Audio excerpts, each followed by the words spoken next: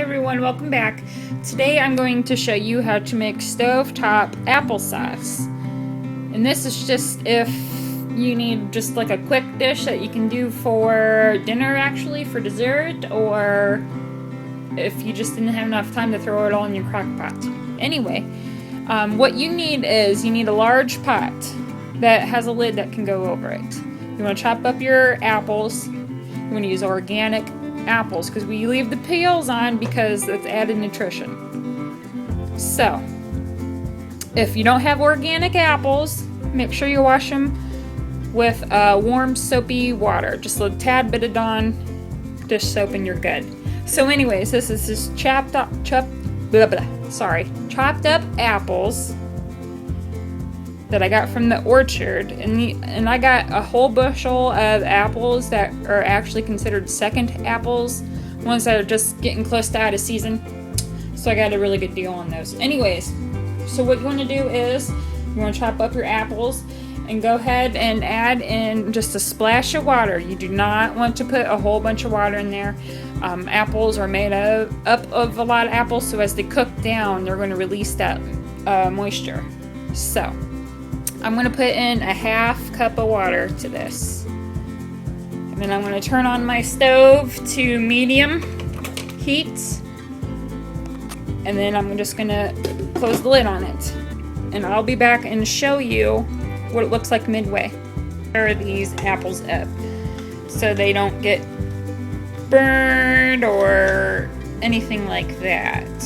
So I'm going to go ahead and give these a good stir and put the lid back on them. You did not have to leave your peels on your apples. I just choose to leave the peels on for the added nutrition. If you want to make apple butter, same way, but do not add any water if you want to make apple butter. If you want to make applesauce, add in a half cup of water. Okay, it's been roughly altogether maybe 25-30 minutes, and my apples are already pretty much mushy. If you take the skins off, you can go ahead and mash it with a potato masher. But since I have the skins on, I want to go ahead and blend this together. So right now they're nice and steamed and soft. So you want to add it to your blender. If you don't want to use a blender, you can go ahead and use a food processor. Give it just a few pulses. You don't want to make it super fine like baby food unless you are feeding a baby. But anyways, so go ahead and do that, and then add the pureed apples back into your pan. Okay, I have all the apples blended together to our likeness. Now you can eat it just like this. You don't necessarily have to add anything in. I don't add sugar into my applesauce because apples are sweet enough. So you can go ahead and add your sugar in at this time if you want. I would start off with a half cup and then work your way up to your sweetness. Keep your oven at a simmer, so maybe between like a 1, let's see mine right here, maybe in between like the 1 and the minimal. Anyways, so what you can do for spices, the possibilities are endless, really. What I do is cinnamon and vanilla. You can add in your apple pie spice. You can add in nutmeg, clove, ginger, all of it.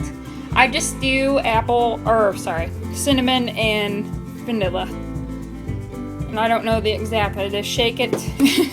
Shake it until I think it looks good, and then a couple drops of vanilla. Then you stir this in. And you want to bring this back up to a simmer for roughly 10 minutes. Now if you're doing an apple butter, you want to make sure it's really thick. Apple butter, you actually want to add in 2 cups of sugar depending on how many apples you use. So you start with 2 cups of sugar, cook that in, taste it, and then keep on adding your sugar in. And that will cause the sugar to cook and create a syrup for your apple butter. And it comes nice and thick and syrupy and spreadable. It's just so good that way. Anyways, we're just doing applesauce. So this is almost basically done. I'm just gonna stir this together real quick and let it come up to a simmer with my lid on, because if you simmer without the lid on, it's just applesauce is just gonna be all over your kitchen. So I'll be right back. Okay, so our applesauce is done cooking. And this only took maybe 30-35 minutes tops. Of course, this will vary on how many apples you cook up. Now this right here, if you're going to can the applesauce, process for 15 minutes, or you can freeze it. I freeze everything, I don't can. Anyways, if you're going to freeze, you want to make sure that this is cooled down completely before putting it in a bag. So you want to put it in a gallon freezer bag like this. And this is 3 cups of applesauce, and I just pushed all the air out and closed the bag up. Make sure you date it. You want to have this laid flat, and then once it's completely frozen, you can stack it like this, like in a row. That way it's not taking so much room. So that is how you make quick, easy applesauce. Hope you enjoy.